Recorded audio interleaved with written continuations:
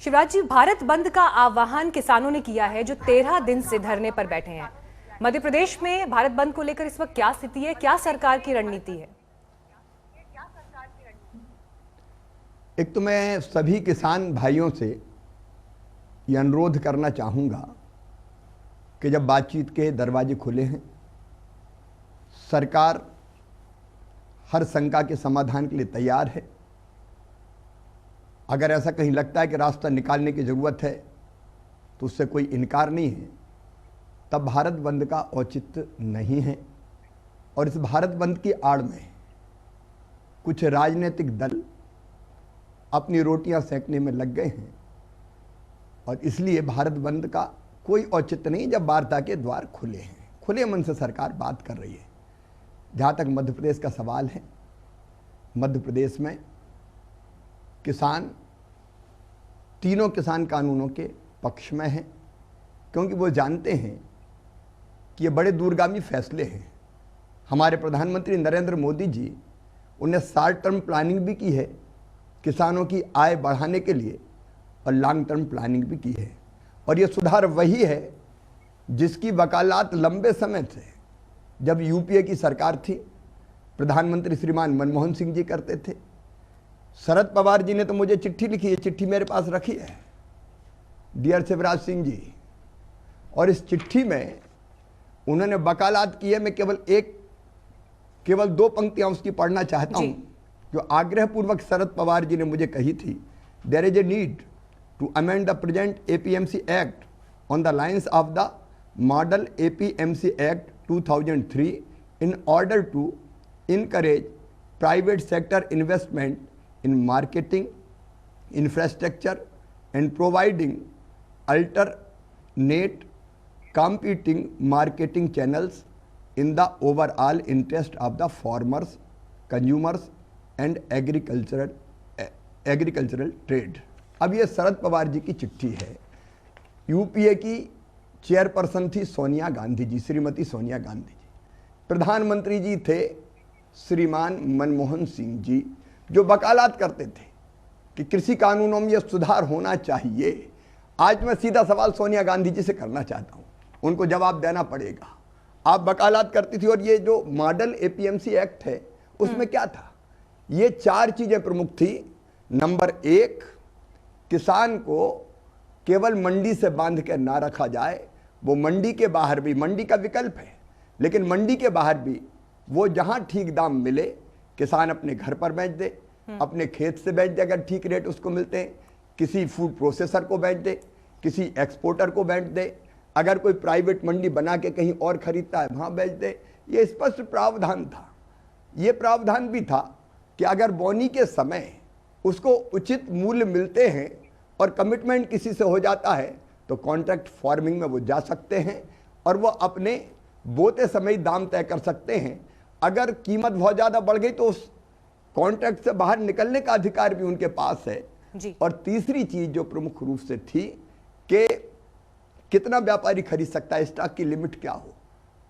इस लिमिट पर कोई प्रतिबंध नहीं होना चाहिए, स्टॉक लिमिट तय नहीं होना चाहिए। अब जो चीज़ यूपीए के समय प्रधानमंत्री जी, सोनिया गांधी जी, शरद पवार जी सब के सब कह रहे थे, वही चीजें कही गई है। और इसके बाद एकदम यू टर्न कांग्रेस का। ये पाखंड नहीं है क्या? ये बेईमानी नहीं है क्या? ये धोखा नहीं है क्या? ये किसानों के नाम पर राजनीतिक रोटियां सेकने की कोशिश नहीं है क्या?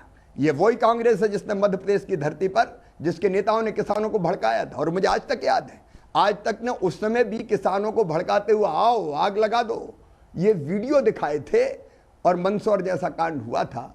तो मेरी अपील है सभी किसान भाइयों से, बहनों से कि सरकार खुले मन से बात करने को तैयार है हर मुद्दे पर, हर शंका के समाधान के लिए, हर कठिनाइयों के हल के लिए।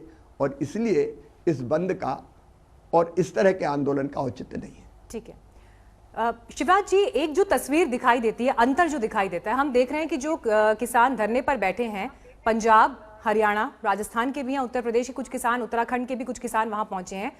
मध्य प्रदेश में ये जो विरोध है ये उतना मुखर नहीं दिखाई देता है। आप लोगों ने कैसे किसानों को समझाया है या क्यों वो इस विरोध के स्वर में उतने मुखर नहीं दिखाई देते हैं? देखिए, प्रधानमंत्री नरेंद्र मोदी जी किसान हितैषी प्रधानमंत्री, उनसे बड़ा किसानों का हितैषी कोई नहीं है। अब मैं जब मुख्यमंत्री नहीं था, फसल बीमा योजना, प्रधानमंत्री फसल बीमा योजना, किसानों ने प्रीमियम दिया था। कांग्रेस की तत्कालीन सरकार ने अपने हिस्से का प्रीमियम राज्य का नहीं भरा था, इसलिए किसानों को फसल बीमा योजना की राशि नहीं मिल रही थी। मुख्यमंत्री बनते ही मैंने 2200 करोड़ रुपया प्रीमियम के जमा किए, किसानों के खाते में 3100 करोड़ रुपया गए। और उसके बाद जो रबी और खरीफ की दोनों की फसल थी 2019 की, उसके लिए 4688 करोड़ रुपया फिर फसल बीमा योजना की राशि हमने किसानों के खाते में डाली। कांग्रेस ने नहीं डाली थी, हमने फसल बीमा योजना की राशि किसानों के खाते में डाली। प्रधानमंत्री किसान सम्मान निधि की जो सूची थी, कांग्रेस ने वही अपडेट नहीं की। कांग्रेस का क्या जाता था, हिंग लगे ना फिटकरी, रंग चढ़े चोखा, केवल सूची भर देनी थी, सब किसानों की सूची नहीं दी। हमने सूची तैयार करके किसानों की प्रधानमंत्री जी को भेजी, सबके खाते में प्रधानमंत्री किसान सम्मान निधि के पैसे डल गए। हमने ये भी तय किया कि प्रधानमंत्री किसान सम्मान निधि के साथ मुख्यमंत्री किसान कल्याण निधि की राशि भी डालेंगे, वो पैसा किसानों के खाते में चला गया। हमने अगर किसान को फसलों को नुकसान हुआ बाढ़ के कारण, उसके राहत की राशि डालना हमने प्रारंभ कर दी। प्रधानमंत्री जी ने 1 लाख करोड़ रुपए का एग्रो इंफ्रा के लिए एक आत्मनिर्भर भारत जो योजना है उसके अंतर्गत प्रावधान किया।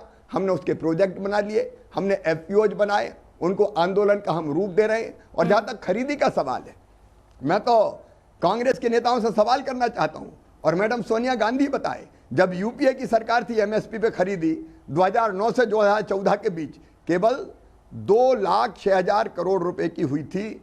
एनडीए ने 14 से लेकर 19 मोदी जी के प्रधानमंत्री रहते हुए ये खरीदी की 4,95,000 करोड़ रुपए की। धान की मैं बात कर रहा हूं। अगर गेहूं की बात करें, यूपीए के समय 1,68,000 करोड़ रुपए की खरीदी हुई थी। प्रधानमंत्री मोदी जी के नेतृत्व में 2,97,000 करोड़ रुपए की हमने खरीदी की है। दलहन की अगर बात करें, यूपीए के समय केवल 645 करोड़ रुपए की खरीदी हुई थी, और प्रधानमंत्री जी के नेतृत्व में एनडीए की सरकार ने 49,000 करोड़ रुपए की खरीद की है। और तिलहन और कोपरा की बात करें तो यूपीए की सरकार ने केवल 2,460 करोड़ रुपए की खरीद की थी। एनडीए की सरकार ने 25,000 करोड़ रुपए की खरीदी की है। तुलनात्मक आंकड़े शिवराज जी आपने यहाँ पर दिए करती थी जी, लेकिन हमने प्रभावी ढंग से न केवल एमएसपी पे खरीदी की, खरीदी आज भी जारी है। और मध्य प्रदेश में तो 1,29,00,000 मीट्रिक टन से ज्यादा कोरोना काल में हमने गेहूं खरीदा। हमने संकल्प लिया था किसानों के गेहूं का एक एक दाना खरीदेंगे, हमने खरीदा। मध्य प्रदेश में किसान पूरी तरह से संतुष्ट है, और वो ये मानते हैं कि ये तीनों किसान कानून जो प्रधानमंत्री नरेंद्र मोदी जी की सरकार ने बनाए हैं वो किसानों के हित में है। ठीक है, आप तमाम आंकड़े यहाँ पर दे चुके हैं, आप कह रहे हैं किसानों के हित में है, लेकिन उसके बावजूद किसान सड़क पर है। 13वां दिन आज है, भारत बंद बुला लिया गया है। क्या आप ये मानते हैं कि सरकार जिस अंदाज में और जिस तरह से ये कानून लेकर आई, उसने किसानों को तमाम आशंकाओं से भर दिया, और यही वजह है कि वो इस वक्त सड़क पर खड़ा है? संवाद की जो गुंजाइश करने के लिए तैयार है वो हमारे किसान, संवाद की जो गुंजाइश एक पार्लियामेंट में थी वो नहीं हो पाई। देखिए, एक तो मैं पार्लियामेंट का आपको बताऊंगा, ये सारी पार्टियां जो आज किसान आंदोलन का, सारी पार्टियां जो आज आवाज आना बंद होगी जी सर, हम सुन पा रहे हैं आपको। ये सारी पार्टियां जो आज भारत बंद का समर्थन कर रही हैं, कांग्रेस पार्टी का मैंने बता दिया, कांग्रेस पार्टी है जिसने 2019 के अपने इलेक्शन मैनिफेस्टो में साफ लिखा था Congress agricultural produce market committee act को निरस्त कर देगी, कृषि उत्पादों के व्यापार की व्यवस्था करेगी जिसमें निर्यात और अंतर्राज्य व्यापार भी शामिल होगा, जो सभी प्रतिबंधों से मुक्त होगा। उनका ये घोषणा पत्र अभी उनकी वेबसाइट पे है, देख सकते हैं। ये बातें उनके मैनिफेस्टो में पेज नंबर 17 के पॉइंट नंबर 11 में दर्ज है। कांग्रेस ने अपने मैनिफेस्टो में वादा किया था कि वह एसेंशियल कमोडिटी एक्ट को खत्म कर उसकी जगह ईसीए 1955 के नाम से नया कानून लेकर आएगी।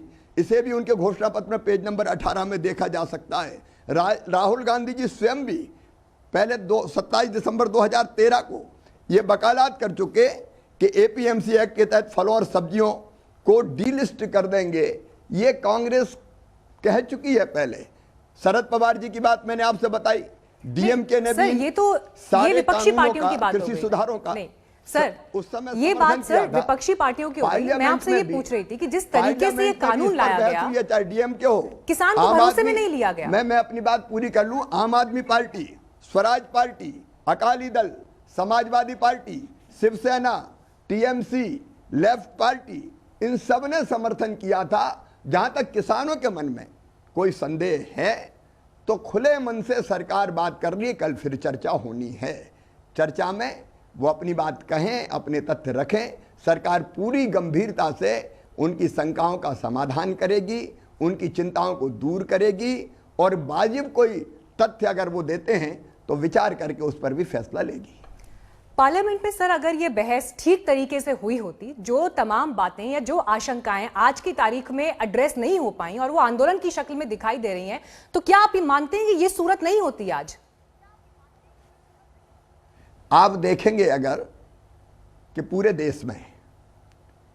देश के परिदृश्य को अगर आप देखेंगे तो देश के ओवरऑल बड़े हिस्से में कहीं इस तरह से आंदोलन नहीं है जैसा दिल्ली की बॉर्डर पर है। लेकिन हम मानते हैं कि एक भी किसान भाई और बहन के मन में अगर शंका है, क्योंकि बाकी तो जगह शंका है नहीं, जहां मन में शंका है उन शंकाओं का समाधान होना चाहिए, उसके लिए फिर से चर्चा होनी है।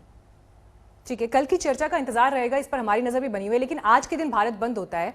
हमने ये देखा कि सितंबर 2020 जब ये कानून आया, उसके बाद से प्रधानमंत्री हों, कृषि मंत्री हों, सरकार के जो पूरी मशीनरी है वो लगातार किसानों को कन्विंस करने की कोशिश कर रही थी।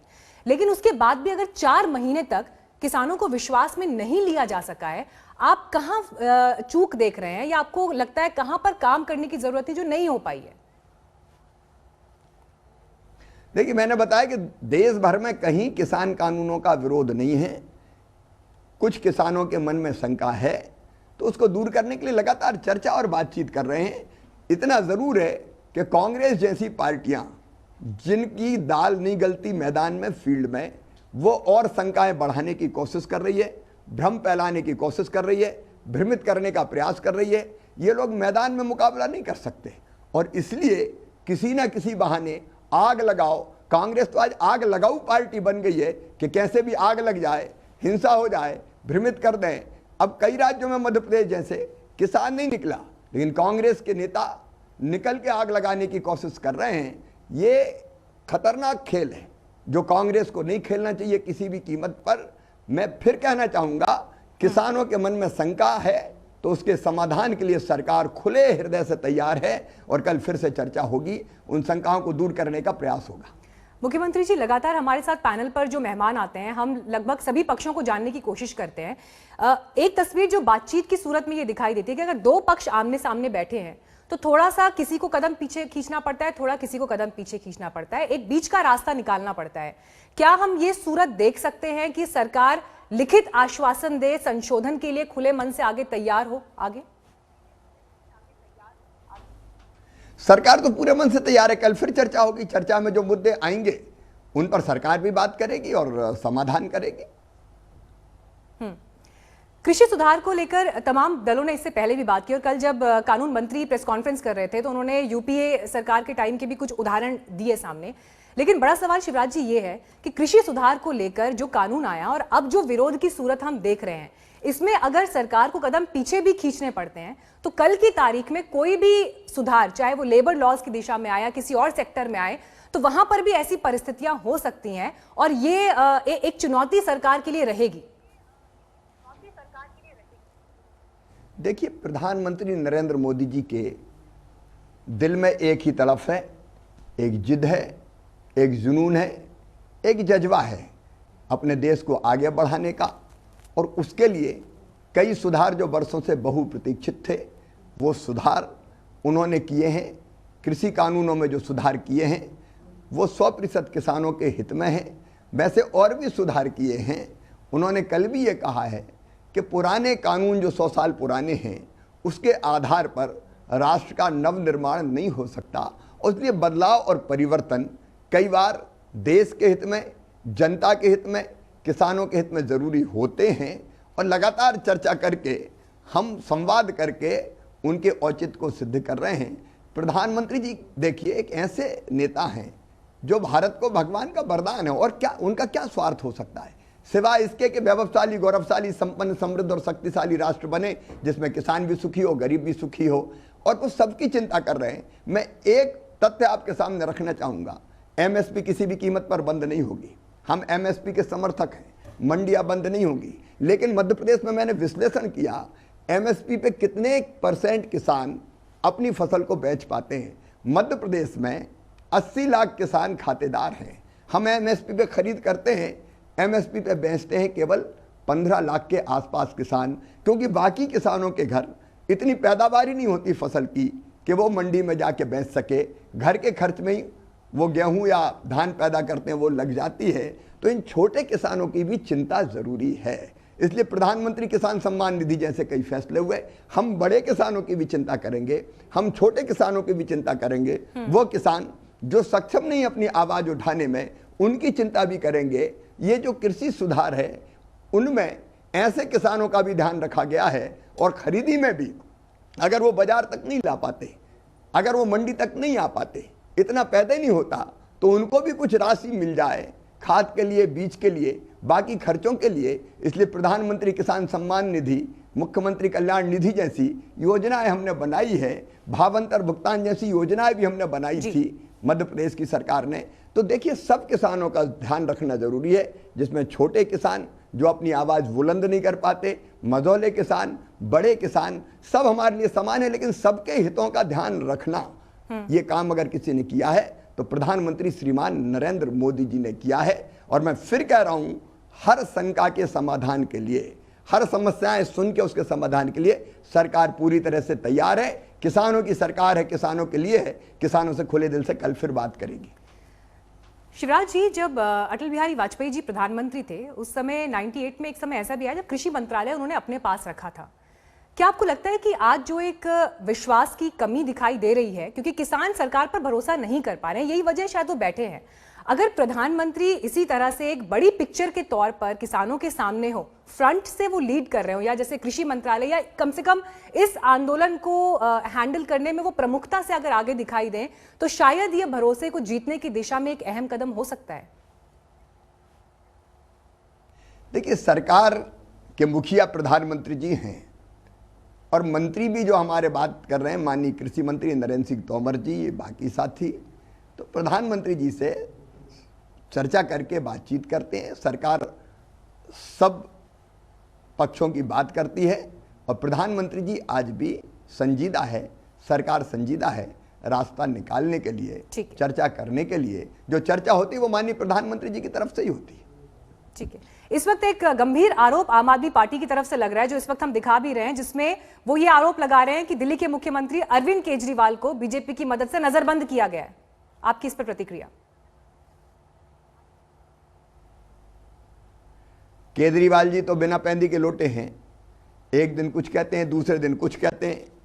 अभी मैं केजरीवाल साहब ने, आम आदमी पार्टी के नेता जो लगातार अपना रवैया बदलते रहते हैं, उन्होंने जो कृषि कानून जिनका आज वो विरोध कर रहे हैं, वो तो 23 नवंबर को ही दिल्ली में लागू हो गए थे, तब उन्होंने कोई बात नहीं की। अब वो केवल राजनीतिक रोटियां सेंकने के लिए पता नहीं क्या क्या करें, ये उनकी फितरत है। मैं उनके बारे में और ज़्यादा कुछ नहीं कहना चाहता। स्थानीय प्रशासन ने क्या किया मेरी जानकारी में नहीं है, इसलिए मैं कोई टिप्पणी नहीं कर सकता। ठीक है।